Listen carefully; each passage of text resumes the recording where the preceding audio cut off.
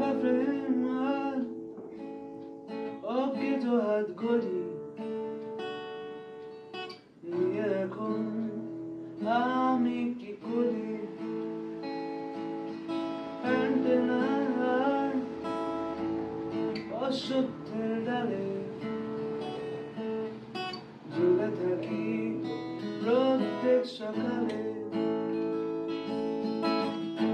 শহুরে